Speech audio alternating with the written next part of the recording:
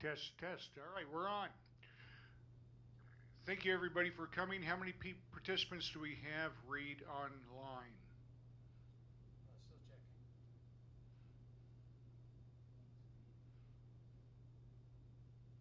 I see one person watching. I'm going to blast out this link again. Okay, well, we have 10 people present in the room here. And as soon as Reed gives me a head count, we'll have a good idea how many people are going to be joining us, and then we'll start offering people the opportunity to start asking questions. This is our third town hall meeting. The first one that we've tried to do live streaming, and I hope we are successful in our first endeavor, but I'm sure we're going to get better as we practice and learn the process a little bit better. But right now we're just kind of winging it and seeing if we can make this work for everybody. Do you see how many participants we have? Well, I only saw one, but I think Reed would know better, but I'm blasting this out again on social media and also on the public board list, because a lot of people monitor that. Okay. Well, the purpose of our meeting tonight is just to give the public an opportunity to express their questions, concerns, bitches, if you will, because we're trying to get everything out on the table. So if there's concerns, we can address them appropriately. If we don't know what the concerns are, we can't fix them, or at least address them. So that's the purpose of the town hall meetings. It's also an opportunity for somebody to give kudos to maybe one of the board members that's putting an extra effort in. And we have several board members that are putting a lot of effort in right now, and I want to acknowledge each and every one of them. I'm not going to talk about each one individually because that will exclude some people that may be doing some things that I'm not unaware of. So I think at this point, let's open this up to conversation here. I'm going to stand up and walk around, and maybe we can get some input from some of our new participants here. Wainwright, this first or second time you've come to one of the town hall? First time. Yeah. Well, you've been to one of the online ones, haven't you? No, you haven't. At the volunteer when we were moving the historical records. Well, I remember where I met him. Well, what questions do you have? Don't really have any questions and really come to my head. Just I don't know to what extent I can disclose this, but I'm hoping to gain some acceptance around this community, even though I'm a what they would call a government stooge. I am a federal employee, but We forgive you. but being in the system doesn't stop me from being committed to liberty, and that's why I went all in with that lifetime membership. Beautiful. Well, that and standing outside of the snow at the main entrance. Oh, when I just got your message. Sorry about that. That's all right. We apologize. We made you pay us money and stand outside. But I'm very happy to be here, and I really had a nice time helping out with moving the part of the historical archives from where was it, Parker to Littleton. Just glad that my left foot isn't banged up from having that cabinet fall down, right on there and bounce off. But other than that, I'm just very happy to be here. Beautiful. Thank you, Wainwright. Would you introduce yourself to everybody and then tell us why you're here? I'm Andy Smith. I joined up on all this a while back, and I'm Andy Smith, and I'm here just to see what the heck's going on, and I'm not going to commit to anything past that. Okay. Well, you know what they say: go to a Libertarian meeting, and you show up, and you end up with a title. But that's not the purpose tonight. I've been in organizations like this. I know how it works. Yeah, you get voluntold very easily. Never admit you know anything. I don't know anything. I have no Okay. skills or abilities. We don't require I know either nothing of about those technology. things. But you do Yeah. have some common sense. You're That's- warm I and don't know. breathing, and that's about it. That's all. I That's drove all an we- hour. All right, so let's go on. Would you introduce yourself, please? I know who you are, but others may not. My name is David Atkin, and I'm the database manager for the state party. And I've been around for quite a while. Been around in a very high capacity for a long time. Yeah, he never talks about it, but David has been instrumental in making a lot of huge changes in the way Colorado runs, and his efforts have been exponential. We gave him an award, I think it was 3 years ago at convention for his efforts, and he never talks about it, but I'll talk about it because he was involved in the, if I recall correctly, David, getting us established as a small party here in Colorado. Ballot access. And ballot access. And he was the big dog. He wrote the legislation that got that passed. And so he's one of our, what I consider the old guard that is still around and still fighting the battle. So let's go to this young man here. You forgot something, Wayne. Oh, what did I forget? Dave chaired an outreach table at a rave. Dave chaired an outreach table at a rave. Okay, that's interesting. I'm not so sure he wants that out to the public, but it's there now.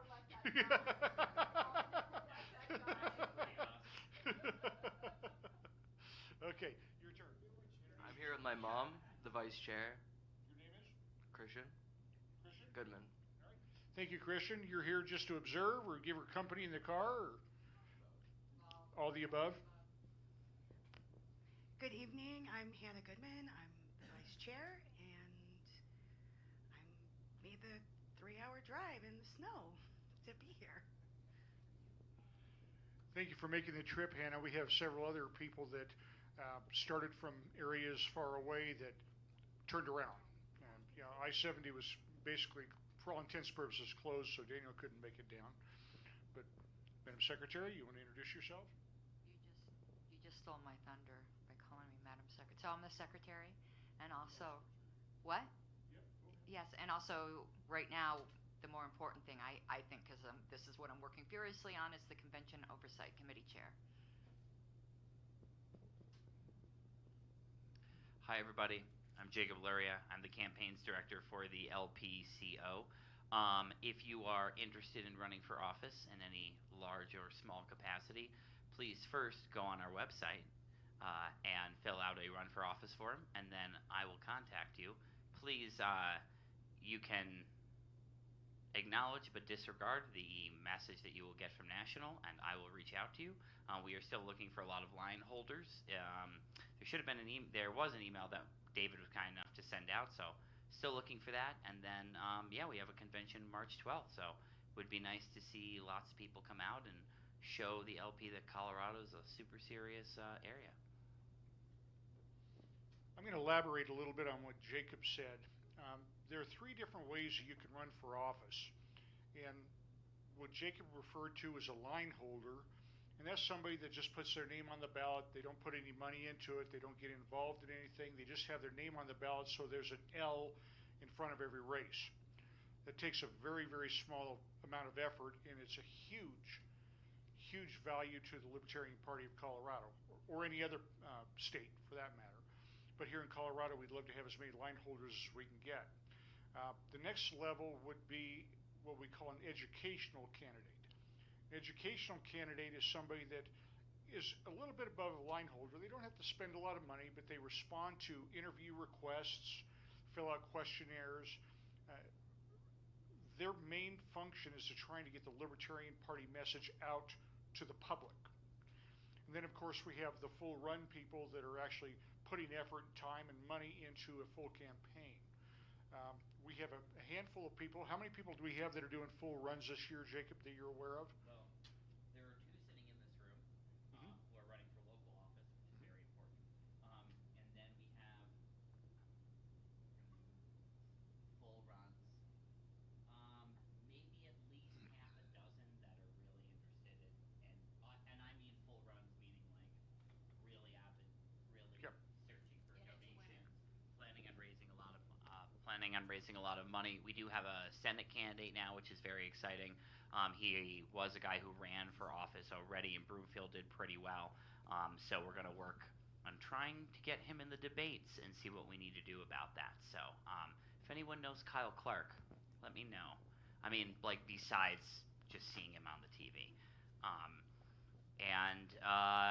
Let's see. So yeah, Wayne talked about line holders, education, and full run candidates. I would say if you are interested in a full run, your best bet right now is look at local races. That's our best place to, I think, win and make an impact, especially if you're somewhat known in your community. You know, if people just sort of know who you are, that's great. And then we can kind of build from there. One other very exciting thing to announce in this building on March 5th at noon. So that's a Saturday, the first Saturday in March, March 5th at noon. We are going to be teaming up with the Independence Institute to do a training, a local activism and candidate training. You do not need to be interested in running for office to come to it. This is extremely important foundation building that we need to be doing as a party. This is going to show you how to get involved locally and with activism, but also thinking about areas you can get involved in your community that you may not be thinking about.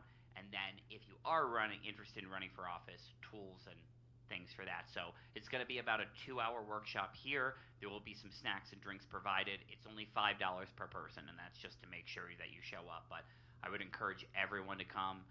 Kathleen Chandler, who works at the Independence Institute, is going to run this workshop, and she has been very successful with local candidates and activists in the past. It will be on Zoom, yes. We encourage as many people to come in person because there will be communication, physical and verbal demonstrations that are better done in person, but we will do it over Zoom as well because obviously not everyone will be able to make it here. And since that's right before our convention, I think that's a great opportunity. This will not be the only one we do, though. We plan on doing at least 2 or 3 of these throughout the year, and then seeing how those go. Thank you, Jacob. Question? Yes. The point of the line holders that establishes our credibility and keeps us a viable party in some sense? So ultimately, it sort of does 2 things. The first and most important is giving people a third option, whether they necessarily actually vote for the Libertarian or not. It's to encourage people who might be on the fence about supporting or being interested or working with third parties. What we have traditionally seen is the years we've had more candidates on the ballot, our membership has gone up that next year much more. So, for example, you might be a line holder, not have the time to do it. I mean, that's what I'm doing. It's totally fine. You might inspire someone to run. Someone who says, I might be able to run a better campaign, not knowing you didn't do much. That's fine, but it may inspire them to put more effort in. And I can tell you, I think it's more addictive than you realize. I've had candidates already who ran once, said, I will never do this again, and are already running for another race. So, and honestly, there aren't a lot of other options. I can tell you the Democrats have a pretty good machine in the state, but the Republicans don't have a lot they're doing. They don't have a good direction. And they're also pretty viciously under attack, which gives us an opportunity to kind of sneak in there and be a more neutral opportunity for people. And we're also the only third party in America that is on all the ballots. So there is no other party that has a chance to create a disturbance like we can. So the other value to being a line holder is, do you have any idea how much the company that makes Kleenex tissues, Kleenex brand tissues, spent to have their name recognized as the facial tissue?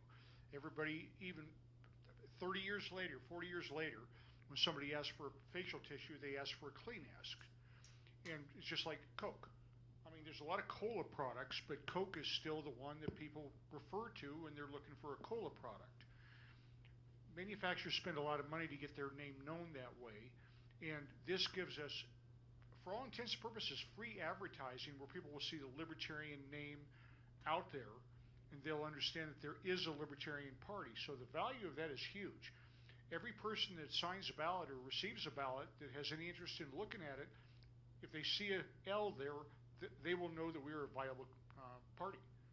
That's huge. And a lot of these runs also help us build credibility for when there is a next presidential race. Not that we will win the presidential race, but I think there is a understanding that whoever is picked for our nominee for president needs to be a great activist, needs to be a great voice. And if they do a good enough job, that might, for lack of a better term, help the rest of the states kind of ride those coattails and become a little bit more. And so we want to build candidates and structure and all of that now. And, there are times in American history where third parties have a better chance. I think we're definitely in one of those too. And who knows, 2024 might be Hillary versus Trump again. Yes. So also from a political science standpoint, everything is numbers and odds. So the more you have a name on a ballot, like with a political party, if you can reach the threshold, it's like making your first sale. The odds are really, really high to making your first sale, like on an online business, right? But once you break that, the odds start going down and down and down and down, and the more your chance of winning as an actual thing becomes more of a chance. So that's also the importance of line holding, is to meet those percentages so we can start cracking through them. And it's really difficult. It is. I hope that answers your question as Yeah. 4 of us were. Well, I was just wondering if there was a specific state thing in terms of the No, state accrediting. There I know you are have to get certain approved. races we have to run people, but Okay. it's not.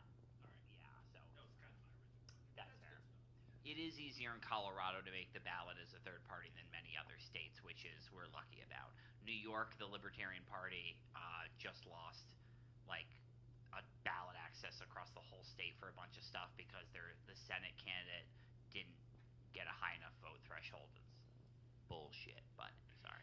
Reed, do we have anybody on the line? We have 3 people watching the screen. Okay. Is there any questions anybody online would like to raise? Questions, concerns, complaints? We'll listen to anything for at least a period. We have no hands up, Reed? Okay. If anybody online has any questions that they would like to raise, please raise your hand online or start squawking and we'll hear you. Reed will hear you. I'm monitoring the chat right now. And so Reed is monitoring the chat, so if he sees something that comes up on the chat, he will address it.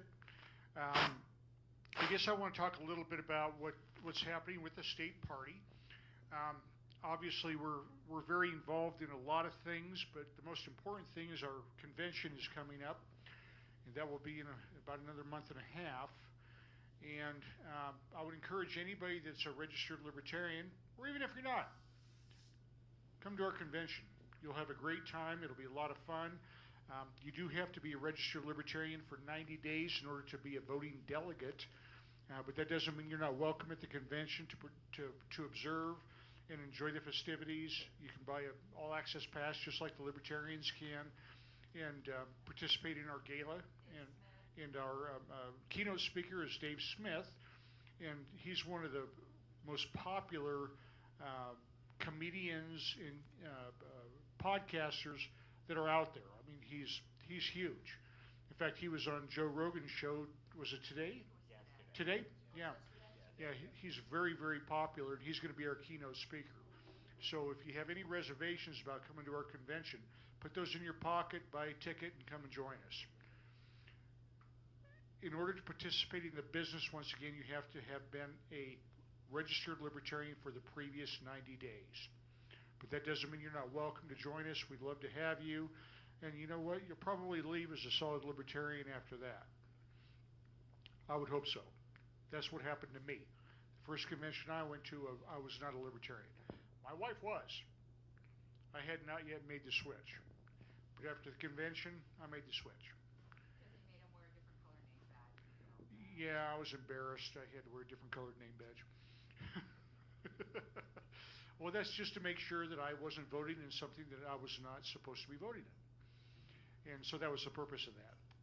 But I'm expecting a really good turnout, not only because of Dave Smith being there, but because we have structured our convention cheaply enough this year that a lot of people that complained they couldn't come because of finances should be able to come this year, because our costs have gone down less than half. Now, our convention this year is a one-day convention rather than the 2.5-day convention that it was before, which means that we're going to get in and get out very quickly. We don't have a lot of business to attend to this year. We're going to obviously we're going to be electing board offices. I think we have 5 board offices that are up for election. And Jacob, maybe you can help me, or Karen, and you can help me. We have secretaries up for election, outreach is up for election, legislative campaigns, and there's. Yep. So we have 5 positions that are open, and then of course we're going to be 6. Treasurer, secretary, campaign. Treasurer as well. Yep. Okay. We also, of course, are going to be electing the delegates to represent the state of Colorado for the national convention. If you have any interest in going to the national convention and have an interest in becoming a delegate, you have to be at the convention to be elected. The next thing, of course, well, that's not necessarily true, but somebody has to vote for you, nominate you, and you have to win. But you should be there in order to speak on your own behalf, especially if there's competition. And I have a feeling this year there's going to be a lot of competition. There's a lot of people that want to be delegates to the National Convention representing the state of Colorado. So kind of a big deal. In addition to that, we're going to be electing our candidates. This is where Jacob is going to take over. And Jacob, you might want to talk about that process. Sure. So we're doing candidates in the afternoon, right? Yes. Okay, so we're going to be doing candidates in the afternoon. Essentially, for those who don't know, the LP for the most part does not do primaries. Through that, we nominate our candidates at the convention. So there's no confusion. You theoretically can put in you fill out your paperwork with the Secretary of State and run for a race and unaffiliated from a party, technically, if you want to. If you want to run and be associated with the LP, you have to get the nomination at convention. It makes us a little bit easier. We'll have a bunch of paperwork. There's a piece of paper that all the candidates will have to sign once they get nominated.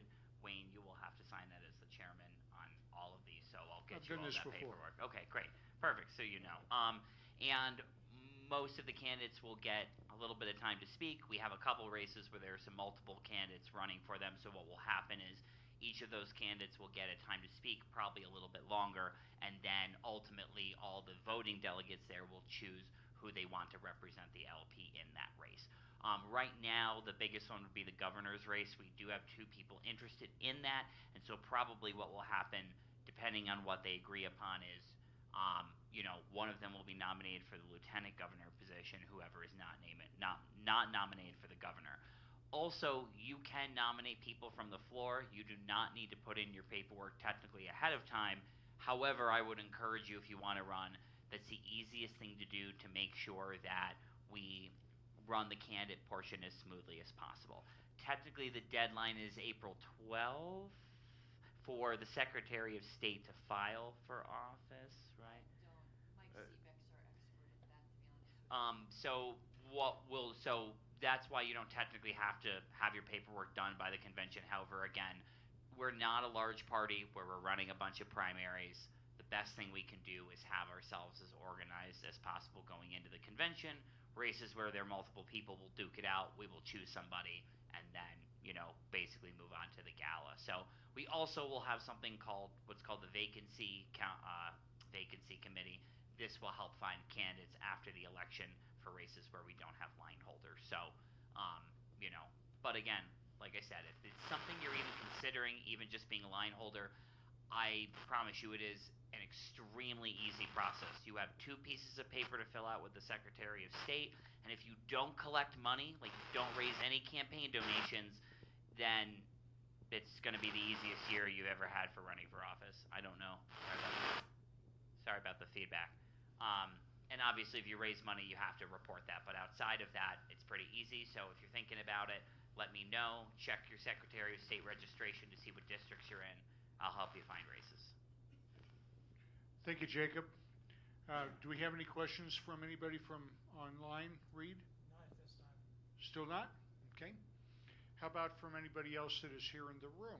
Any questions, including anybody that may be a board member or somebody that's in leadership here? If you have any questions, now that would be the time to raise them. I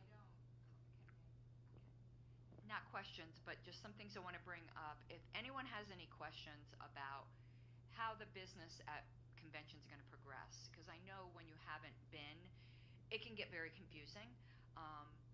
In that way, I'm kind of the convention whisperer, so I'd be more than happy to answer any of the procedural questions. And on the issue of national convention delegates, you don't have to be present technically pursuant to our bylaws, but realistically, we already have in 44 applications with 35 spots. So we already have more butts than there are seats. So it's heavy competition. It's not like the party used to be in years past. But we do get to select 50 alternates. I know that seems strange. You get 35 regular and then 50 alternates. But if you don't get in as a regular delegate, you could probably get in as an alternate. So I wouldn't be discouraged by the fact there's heavy competition. That's actually a very, very good thing. But there's probably no chance of either if you aren't at the convention. So any convention questions, though, as well, I'd be more than happy to answer. So how does the election work when you're electing 35 people at once? Okay, so what will happen okay, sorry about that. All the names of the people whose names are into nomination, and anyone can nominate themselves, will be put up on the screen, and there will be a printed ballot. We use approval voting, which means everybody can select as many people as they would approve of, up to 35. So you'll have a big sheet of paper, you'll check off up to 35 people, and the 35 people who at least get a majority and have the most votes will be the 35 that'll go. The ones after that are not automatically alternates. We do a separate election for alternates. So anyone who doesn't make it in the first cut, maybe they didn't even get a majority, their name, though, is automatically put onto the alternate delegate. So there's two separate elections, but it's all by approval voting. People have to be very careful, though, because if you check off 36, you spoiled your ballot. Yeah, you can do less, you can't do more. One thing that I think everybody has to be aware of, in all the conventions that I've been to, this will be my 4th or 5th convention, I don't recall now, but my experience is that, as an example, 3 years ago, we had 32 delegates from the state of Colorado. We had 32 people that said and promised that they would be there, and then we only ended up with 26. So we had 6 vacancies that were filled by the alternates because they actually showed up. So if you're not elected as a delegate but elected as an alternate, show up. There's a good chance you'll have a chance to sit down and vote at the National Convention. And people don't realize how important this is. We can't have empty seats. We worked really hard to get 35 delegate allotments this year. And if we end up not filling all 35 seats, I'm going to be horribly disappointed. I'm sure we'll have 35 people that are going to say they're going to go. Whether we're going to have 35 people that will show up is another issue. So the alternates are also important. Show up. Even if you can't vote, you can learn how the process works. It's always very interesting. And Wade, right, you had a question? No, I just wanted to say I definitely plan on showing. Okay. So you're going to be at the state convention? Yes. Beautiful. Throw your hat in the ring. If you're elected as a delegate, you're in. If you're elected as an alternate, just show up for the national convention because there's a good chance you'll be seated anyway. And there's lots of seminars and plenty of other things to do. And I have found that unless it's a vote they really, really care about, the people who have been to a million conventions, and if they see we have some alternates, they oftentimes will say, hey, I would like to go take a break for half an hour, even if they don't really want to take a break, in order to give the new people a chance. And I would encourage anybody with Colorado that has a delegate seat and they see we have alternates there, let them get some floor time, especially if you've been to a convention before. Also, it's at a resort and casino, so, I'll that sounds pretty fun. I've never been to Reno, but, A lot of the excuse to leave the room is to go to the bar, but we won't talk about that.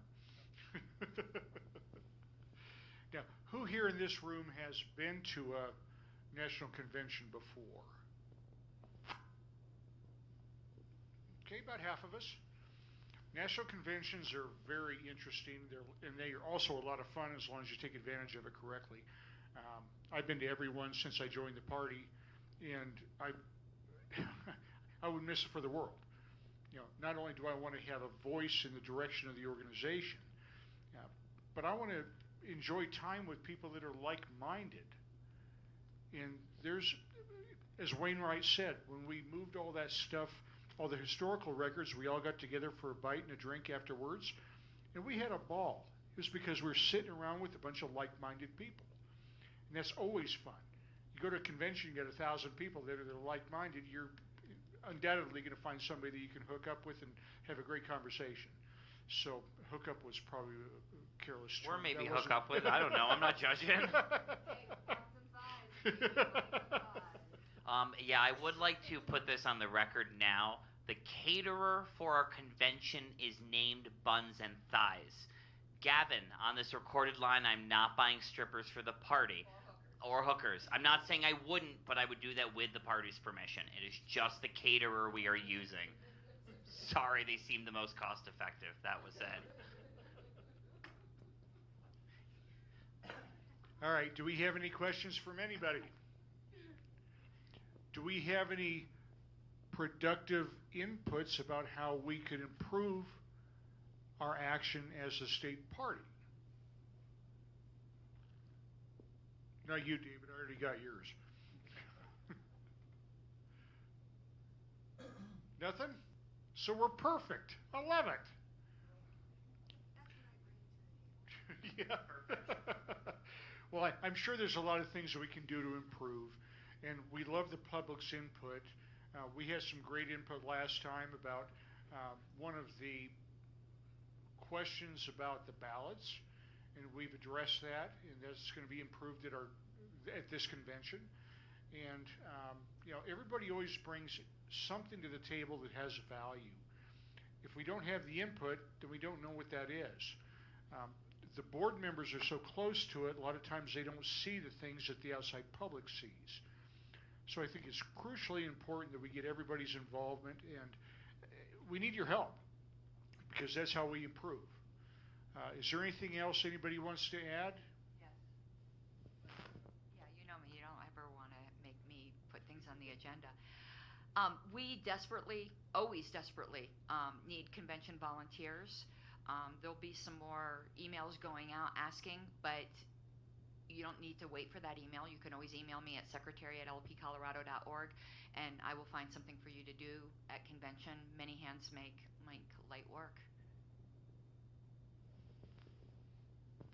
We have a great convention committee, but we're a bit shorthanded. So any help that we can get, could be somebody that doesn't even want to be on the committee, but just wants to show up to help get stuff set up. Get there early and help set up stuff. Stay late, help break down stuff. We need bodies, and it's kind of a big deal. In the past, we've had pretty good success bringing people in, but we didn't really push for the help until the last minute. We're asking a little bit ahead of time right now, so we're going to try to get ahead of the curve a little bit so that we're not on any type of a last-minute crunch looking for help. So if there's anybody here that is going to be a convention, if you would be willing to show up an hour ahead of time to help set up, stay an hour late, help tear down, one or the other or both, we'd really appreciate the help. The LP Colorado is all volunteer. Nobody gets a salary. Nobody gets a paycheck. So we can use all the help we can get. Yeah, if we make the party big enough, you could actually get a paycheck. Just saying. It'll happen someday. We're not there yet. So Reed's over there smiling. Does that mean that you think you're going to get a salary for your new job? No. And if anyone has like a billionaire uncle that wants to And our fund us. audio and video that's being recorded tonight, this is the first shot that Reed, our new technology director, has had to try his hand at this. And because of his expertise, I'm guessing he's done very well. But the learning curve takes a while, and this is his first venture. Last month we got very badly criticized because we had a Zoom meeting and nobody could hear anything, and it didn't get publicized quickly enough to satisfy some of the public. That was unfortunate because that was just the fact that we lost a volunteer, and we tried to make it work as well as we could. This month we have Reed, and he's our ongoing technology director, so we don't anticipate that issue again. But all of those inputs from the public are valuable to us because we know that we're certainly not perfect, and we'd love to be, but we're never going to be. But any input that we can get will improve us. So if anybody has anything they want to add after the fact, send your ideas, your complaints, your bitches, whatever you got, to chair@lpcolorado.org. I'll listen to everything and respond to everything. So with that, is there anything else anybody wants to talk about tonight?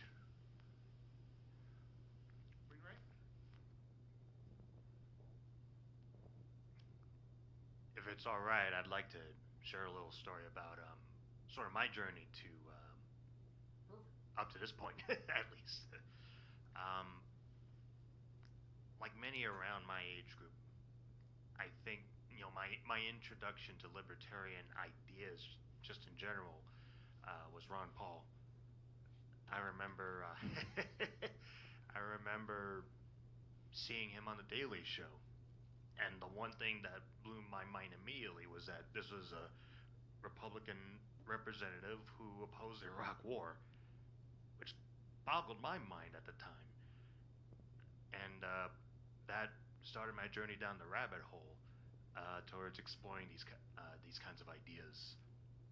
Now, as far as the avenue of how I wanted to move forward with that, I have to admit, part of my hesitation for actually becoming a member or even just affiliated had to do with the fact that, as I mentioned before, I am a federal employee. So I'm wondering, would I really fit in? Would I really be welcome? Will I, accepted? And I had gone back and forth. I was affiliated, and then I decided to not be affiliated. But ultimately, I decided to get back to being affiliated and then start becoming a dues-paying member, first monthly, and then I decided to just go all in and go for that lifetime membership. So I talk about this story because I sense that there may be some federal employees, state employees, people who work at different levels of government who probably have the same kind of hesitancy and anxieties that I have. So anyone who's watching who wants to join in but doesn't feel like they may not have a place, just at least you're not alone.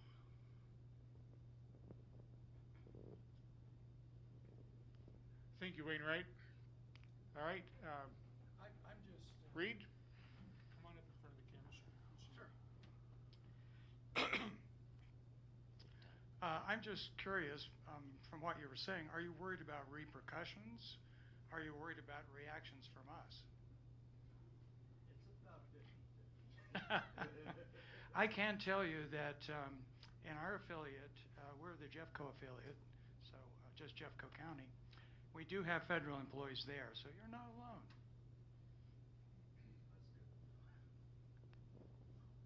Yeah, I mean, Well, ultimately. welcome, Gavin. You're forgiven for being late. You're not the only federal employee in that position. My best friend, she looks quite impressive on paper. She is a very impressive person. She's a veteran. She's worked for the IRS, believe it or not. She's worked for the post office, and she currently works for NIOSH and the CDC. She is a registered libertarian, and she's a dues-paying member. She also feels that trepidation, like, I work for the man. Are you guys okay with that? And I've never seen anyone be unkind to her. In fact, something I've heard told to her over and over is, you can throw stones from inside, you know. So you can share those ideas, you can hold those ideas, and you can still work for the man. Just, I can see why it would be daunting for you, but you should never feel like you don't have a place in liberty. Everyone does. Thank you, Hannah. There's one more thing that I want to touch on before we wrap this up. There's been some division amongst our party members with different factions that have only slightly different ideas. And I find that to be horribly unfortunate. We are all on the same train to liberty. And if there's a faction that we disagree with, we need to find the items that we have in common with them and band together and fight the battle together. The infighting that is happening in our party right now, I think, is very unfortunate, and I wish it would come to an end.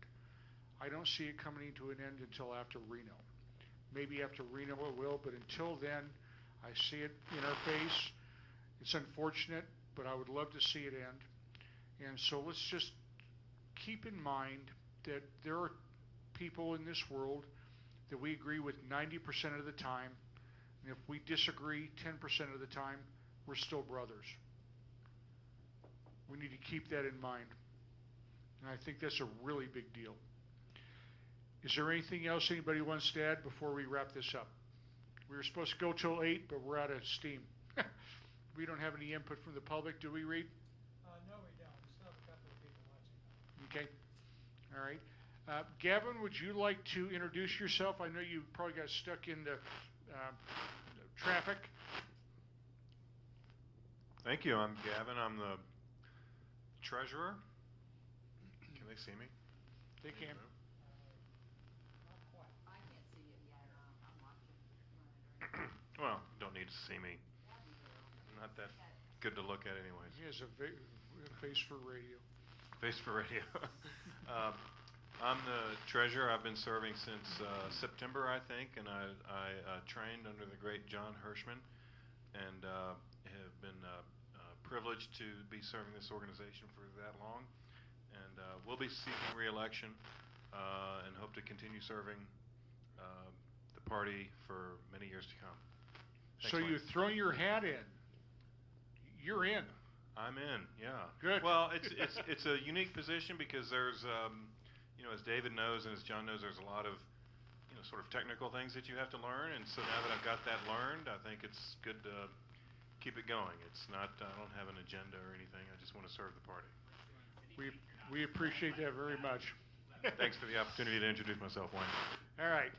On that note, if there's no other input from anybody here or anybody online, we'll go ahead and wrap this up for tonight.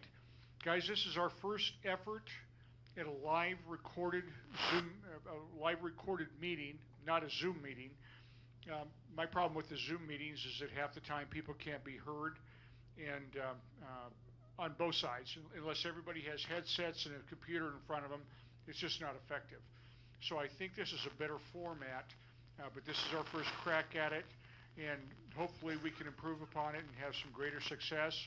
I'm sorry for all the people that probably started to come down to our meeting and had to turn around because of the weather. And I know there's a lot of them. I've been notified by several. But everybody have a great night. And this is the end of our town hall meeting for the Libertarian Party of Colorado.